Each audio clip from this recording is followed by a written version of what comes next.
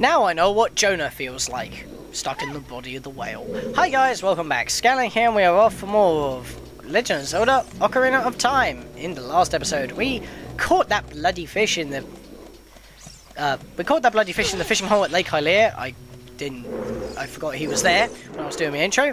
And we entered Jabu-Jabu's belly in search of Ruto. And now she's sitting on top of my head taking a dump.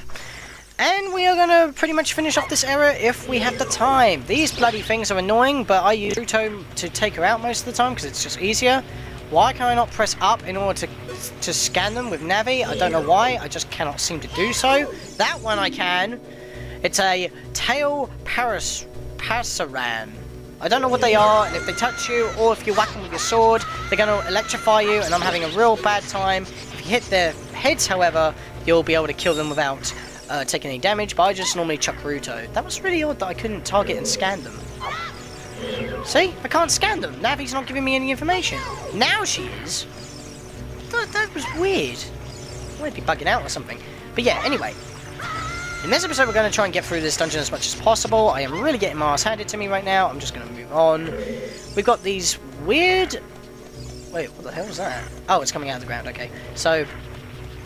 Fucking stop getting distracted. We've got these passageways that are kind of trippy, and they actually do move you down the corridor, like escalators. They're like contracting muscles. And these things you do not want to touch. Oh my god! For Christ's sake. These tendon things you do not want to touch because they'll damage you, and sometimes those things can kamikaze you. I'm just having a really disorganized episode here already. This switch, it doesn't look like you can press it down with your weight alone, Scatlink. Well, luckily I'm holding a fat-ass princess who just cannot be bothered to walk around. No wonder the family is lazy. All they do is sit around, do absolutely nothing. But anyway, we want to enter any of the doors that we can actually go into, and in this one we've got more stingers that we want to take care of. Just walk over them, which apparently is kind of a chore, and then just snipe them twice in the butt. Whee! I love the sound effect that they make when they die. It's amazing. Come on, you mugs. Snipe your face! Boom! Now, I'm kind of dreading on what's coming up next, because I don't normally have that much trouble with it. I used to, but now I'm pretty much good with it. But the thing is, because I'm recording, it could be terrible, just like when it comes to the fishing hole. Oh yeah, in the last episode we also done the scarecrow song, I forgot to note that, because that's kind of something that you have to remember. But anyway, once we kill all the stingers in here and the corpse disappears, and we go up and down on this floor, even though it doesn't actually make us go up and down, things just sit there, you get a chest in the middle of nowhere. I don't know why Jabu-Jabu has chests sitting in the middle of some rooms of his own belly, but you know, we get the key item in this game. Well, in this game, Blair. Well, it is one of the key items, I guess. The Boomerang! Press and hold C to use it and attack distant enemies, and you can also grab stuff towards you. This is what I meant by we've got to wait later until we can grab most of the gold Skulltulas. This is it! A paralyzing, retrieving, attacking weapon. That's mid-range. And it is kind of annoying to aim, which thankfully they fixed with cursors in Wind Waker, which was the next instance of using the Boomerang in 3D Zelda games. And it still kind of is annoying to use in the 3D version. But at least you can get gold Skulltula tokens and activate switches at weird angles. Now, next place that we want to go to is this switch, but we've got to leave something on the switch. So, what do we leave? Well, even though you would think that you're not supposed to, you're actually supposed to leave Ruto here. Apparently this is a checkpoint area that Ruto will actually stay on the switch when you come back in to get out. And these things, remember that thing that we saw when we were going through those passageways? Well, this is what it is. A Parasitic Tentacle? It seems like the narrow part is the weakest point. You need a particular item to destroy it. So if you came here before, you'll be thinking, how do I defeat this thing?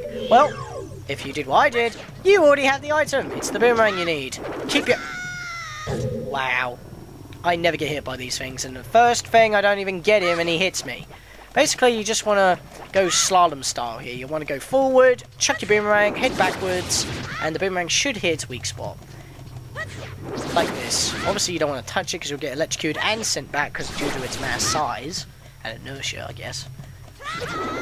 And I did not do that right, and the Boomerang didn't even hit it. That was... Come camera! What was up with that? I was going like left when I was pushing forward. But anyway, 3 to 4 hits and it's dead. God, why am I sucking so bad? I did the previous 2 episodes during this one recording session. This is probably going to be the last video for this recording session. Because I've been gone for a week and I need some stuff on my channel. It can't just sit there at part 8 all the time. And yeah, I am doing dungeons kind of consecutively at this point. I mean, we had Denogo's Cavern, now we have this, and I hate it when the camera goes like that. But you know, we couldn't really do much until we got the Boomerang, so yeah. And guess what? Now we've got the Boomerang, we can actually go to the Long Ranch once we finish this area. I'm not going to do it now.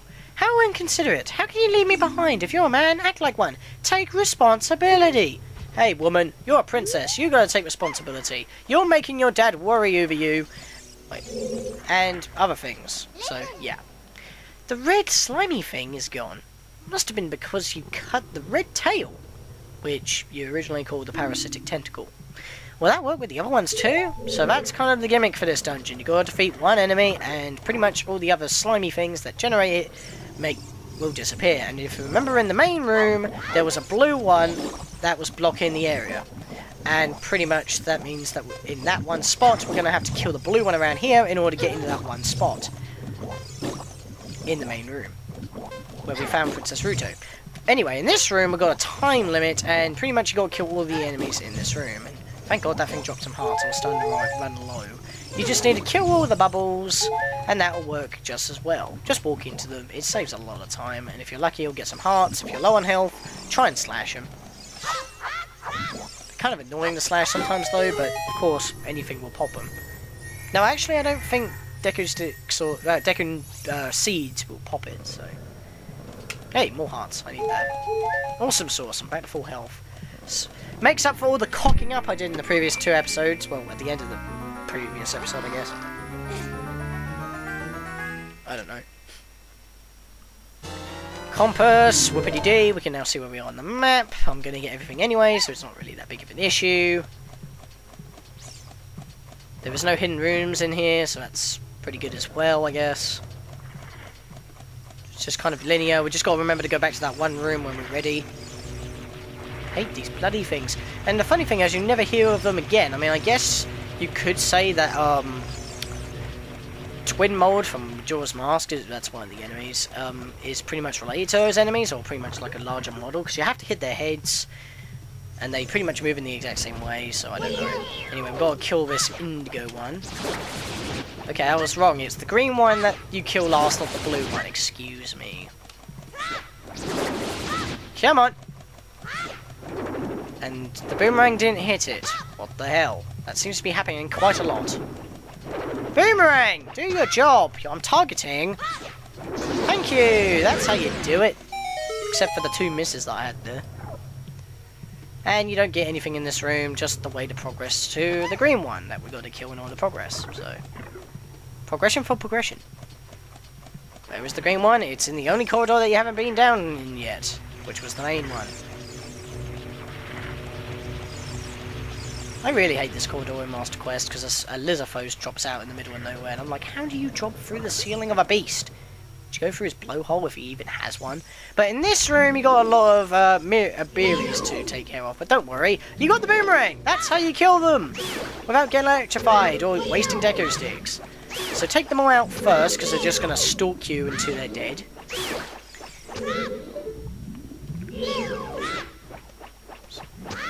I grabbed a rupee. Wow. I wasn't trying to grab a rupee, game. I was trying to kill the dude. Instead, I grabbed a rupee, so that's just rude, I guess, because I didn't need the money. I needed the enemy dead. And that one dropped a blue rupee. Anyway, not bothered about money. I just want to kill this thing. Rambo style. Back and forward. Back and forward. Hey, I've been doing the same thing for the past 10 years, going back and forward, back and forward. Well, I'm sick of it, and I'm not gonna do it ever again, you hear me? And then you just kill him in Crash Twinsanity. Don't know why. That one scene always is quite memorable, and yeah, it's so pointless. It is technically another pointless moment. It's an enemy as well. It's an enemy that just gives up going backwards and forwards. But when we killed that green thing, going back to the game here, ignore those big berries because once you kill it, it just splits into 3. But yeah, there was a green tentacle coming out of this one, but now that it's gone, we can drop down the hole. And I like how that she screams as well. It just adds to the effect, I guess. But we got not 1, but 2 gold Skulltulas right next to each other. And I'm like, what is the point of having 2 of them here? Standing either down there or up here, you can get them both with the boomerang. And you have to get both of them with the boomerang. So why would they put 2 gold Skulltulas right next to each other? And the funny thing is, in most strategy guides, they have 2 different descriptions. And I'm like, they're right next to each other. You don't need 2 different descriptions. Obviously, because of the Let's Play, I'm going to have 2 different descriptions, but they're going to be the exact same one, just with different number. And how am I missing? Oh, by the way, you can target the tokens. You just cannot target the actual enemy. It's pretty weird. So you have to aim manually to kill them with a boomerang, but then you can just target and grab the token, which I should have done, to be honest. And yes, I've got the boomerang. I could just go down there right now, but I've got Ruto still, so that can be left to last. Or will it? And this is pretty much what I've been dreading for this episode.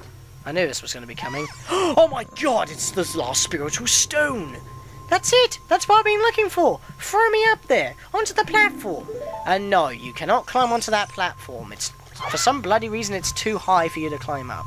The reason why I say that is because if you drop her and try to climb up, you won't be able to climb up. It's just an unclimbable platform. Princess Ruto got the spiritual stone, but why Princess Ruto? And why did she copy your pose? The only time that the music actually plays for someone else in this game.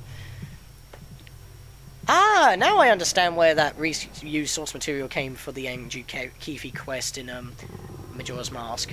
Oh my goodness, I finally found my mother's stone. I got very upset when Lord Jabu-Jabu swallowed it. While I was feeding him, he suddenly swallowed me. Huh, deja vu, that happened to me. It's like we're the same person, says Attacking Toucans. I was so surprised I dropped it inside. But now that I've found it, I don't need to be in here anymore. So, take me outside right now, and Link just takes back, thinking, okay, your majesty, let me just climb up this unclimbable platform, and... Why did you activate the elevator without me? That's just rude. Yeah, what's this, an octopus? And here comes one of the most annoying mini-bosses in this game that I always seem to have trouble with. There is a trick to get him, but yeah, it's a giant octorok. This thing is annoying, and it's the only one in the game. Attack it from behind, but how do you do that? Running behind him doesn't work. He always closes in on you, so you want to paralyze him with your boomerang, and then... Actually, I want my deco sticks. When you paralyze him, he starts spinning once he's unparalyzed, and you want to throw the boomerang again, and hopefully his invincibility frames will end when you do so, and yeah. Very hard to catch up with him when you're not actually... Because you could, like, hit the spikes on the thing that spins. You got to get close enough to him in order to whack him. And if you really do want to take him out as quickly as possible, so I like to do a jump attack with a deco stick, and it just one-shots him. Very, very helpful if you just do that. I mean, normally I just whack him with a deco stick, but yeah, that's pretty much my strategy. And I'm surprised that, even though I was dreading that, I did it really well. So, similar to how I did it with the freaking fishing hole. There's a fairy in this pot in case if you have to use a fairy or if you're very low on health. There's deco nuts in case if you use those to stun him, but you've got the boomerang in this dungeon, so of course you would use that more than anything else. Take care of them, simple as. And yeah, we've pretty much lost Princess Ruto. She got kidnapped by the Octorok, probably got spat out to the opposite side of the dungeon for all we know. And if we check our map, there's not really that many places that she could be. I mean, we've pretty much been in every room now. Just the semi-final room and the boss room. And once again, we've got these bloody square tongue things, and that Octorok can be a bitch, so you want to take him out. Jump down here, target him, backfire the nut, or smash him in the face with the boomerang. I'm not interested in what spores he drops, I just want to get up here. so I can tell you how to beat these bloody things. And this will also help you for that one room that you're going to have to deal with right before we deal with the final room in the dungeon. Just chuck your boomerang and they paralyze. They go blue, they become stationary platforms, but they will wear off after a while. It's not a permanent... oh god. It's not a permanent stun, and you cannot target these things either, so you gotta have to hope they... oh! When they go purple like that, they're gonna become normal again. So you gotta be really quick.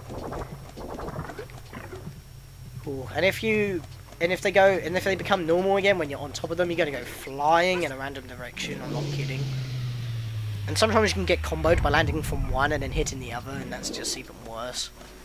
But remember the blocks that I told you in the last episode not to break? This is the reason why. You need to pick them up and place them on that switch. Because now, after you landed on that platform that just sinks down for some bloody reason, I'm not too sure why that happens, because that would cause hell of a lot of pain for jabu-babu, but whatever.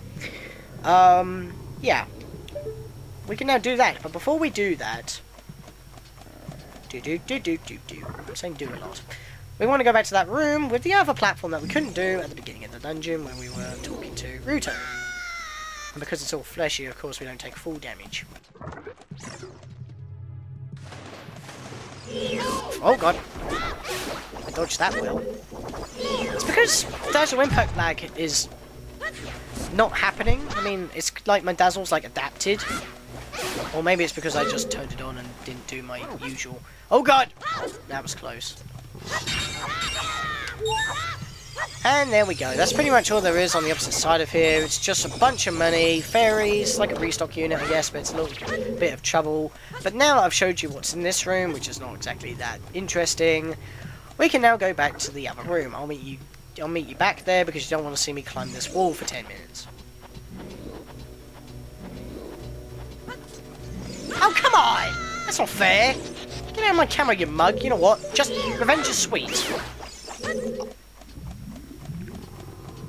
Bastard. Anyway, back into this room. Let's go grab a box. Let's go grab a GameCube. Get it? It's a cube in a game. Haha. That was terrible. I apologise. Jump on the switch. Press R to place it directly below you. That's the thing I always do. Go into the final room of the dungeon, and we're coming up to one of my not-so-favourite bosses in the entire game. I swear, this dungeon just has everything that I don't like, even though it's one of the shortest dungeons. Personally, I think the Dongo's Cavern is the longest of the child dungeons. I believe well, even though the Deku Tree seems shorter, I would classify the Deku Tree and this dungeon inside jabu-babu's belly, they're pretty much the same length in terms of how long you play in the dungeon because of all the tutorials in the other one. It's on this side of the wall, and I did not mean to get out my Ocarina. Get down! Ugh. I want to go on the opposite side here. Take out that... Rooney! Nope. And where are you? There you are, the final Skulltula in this dungeon. Hopefully, I hope I haven't missed one. That one looked terrible. Meh. And there we go. Have I got them all? I believe I have. Yes, I have. You can see. So finally, one of the dungeons. We've actually got all the gold Skulltulas in one run. But that does mean we still have to backtrack to the other one. Dodongo's Cavern? Not so much. But hey, we've got the Boomerang and bombs, so we can go back to the Deku Tree when we next get the chance. That switch is a bastard. You want to stand a little bit to the left and chuck your Boomerang. Because the web that's in front of you is actually solid and it cannot be burned. It acts like an actual solid wall.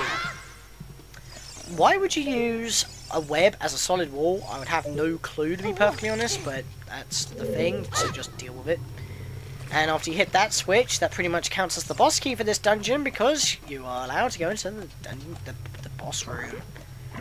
Now, this is not only the most hardest of the bosses that we've encountered so far, it's also one of the most it's one of the hardest, one of the longest, and one of the most annoying. And I believe, if we're lucky, I can show you that Deku Stick glitch I keep talking about, but if not, then whatever. It does happen quite a lot on the 3DS version. Obviously, there's electricity, so we want the Boomerang, of course. I mean, that's kind of a norm for some games. bioelectric enemy. Anemone? I don't really know how to pronounce that. I should not hurt myself. It's like Finding Nemo all over again. Boomerang! Or Brenade. Don't know how to pronounce the name either. But this dude is a douche. Basically, you got to do what you would normally do in Wind Waker with Forest Boss. You want to sever the 3 connections, and then he'll start Beyblading. You're kidding me. The first one hit me. Basically, what you got to do is hit the main membrane to paralyze him, and all these. Oh, okay, it's got the same scanner, but you know these the brainer things. I did not mean to press that button. I'm not looking at my controller. That's the problem. This is. I am trying to target the one in front of me. Thank you. God, hate this boss. I just hate it. It's just so annoying when it comes to targeting the one you want to target, like the one next to me. Thank you. You got to take out all these boonies, and once you've done that, you move on to the second phase. Hit the body. Bloody hell! What happened there? Did you hear that sound effect? I like. Not only did I get hit, but the boomerang hit like the membrane multiple times. That was crazy. Anyway, what you got to do now is that he will become a Beyblade, and you got to like try and get your boomerang in there. There we go. And then once you've done that, you want to quickly take out these things, and you want to continuously move, because you'll be shooting electrical beams at you. He's using Charge Beam. He's apparently a Pokemon now. You're going to keep getting smacked in the face. Just deal with it. I can never do this boss fight without getting hit at least once. It's just a thing. This boss is just that annoying. And now, once you've taken out the final layer of Brunies, he'll be spinning around, shooting lasers at you like nobody's business. Hit him with the boomerang, get out a Deco Stick, jump attack!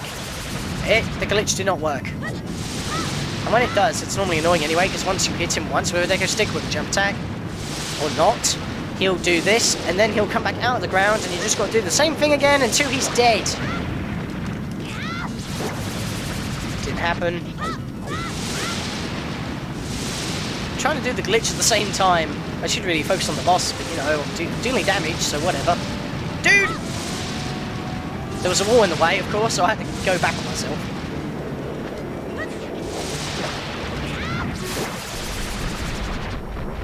Once you kill him, he just blotches up. And... boom!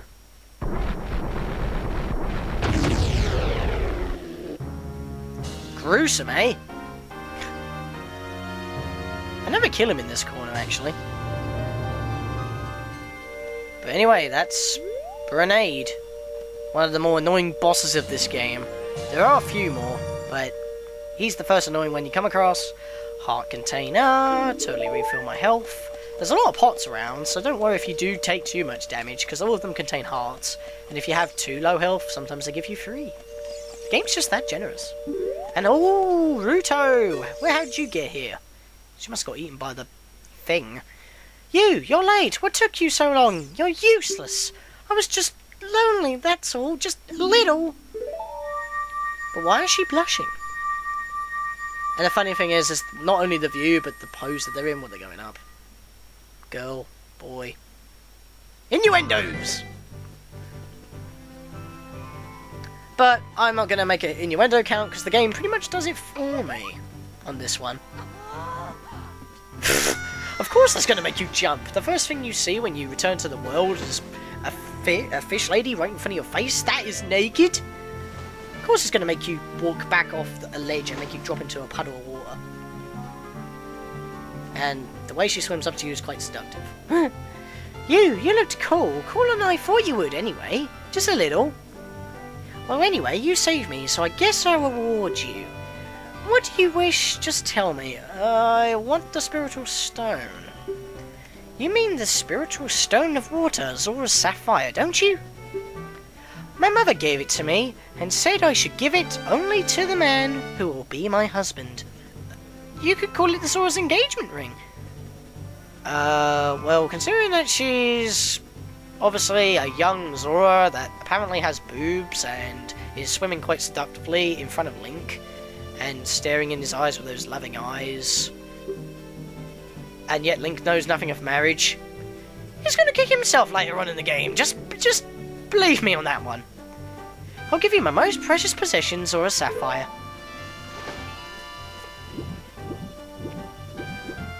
I don't know why she has to swim away in order to give it to us. I guess she just wants to chuck it at us, like being awesome. It's blue, da-ba-dee-da-ba-day. We got the final with the 3 spiritual stones. And apparently Ruto took off while she gave it to us. I guess she was a little bit embarrassed, but not by much, because of course she had to say that in front of our faces. But hey, we obtained Zora's Sapphire. This is the spiritual stone of water that's passed down by the Zoras. Or by the husbands of the royal family of the Zoras, to be specific. Her most precious possession? You don't know what she's talking about, because you're a kid. But you finally collected all 3 spiritual stones. Go back to see Princess Zelda. Don't tell my father. Now, the annoying thing is, even if you enter the dungeon at night, that cutscene takes place in the day. So it's automatically going to be 12 o'clock in the day. So if you want to go get that gold Skulltula, which I am going to get right now, you want to play the Sun Song, of course. And I think that'll be the last thing I'll do before I end this off. So play Sun Song. I wonder if I'll respawn exactly where the cutscene left me off. Yep, of course it did. In the middle of nowhere, and it actually made me face the wrong way. Weird. Okay. So. Oh, pfft. God's sake, get up there, you douche. Okay. In the next episode, guys, once I kill this thing... Wait, is it... Oh, it's over there. Bloop. In the next episode, guys, now that we have all 3 spiritual stones, we're not going to go see Princess Zelda quite yet. Instead, we're going to go do something that we should have done before going to Kakariko Village, and that's going to Long Long Ranch, because now that we have the Boomerang, we can do that whole area in one fell swoop. I'm talking about the Gold Skulltulas, of course, because that's the only thing that we really need it for. So, I will see you guys then. That's an awesome pose to land it on.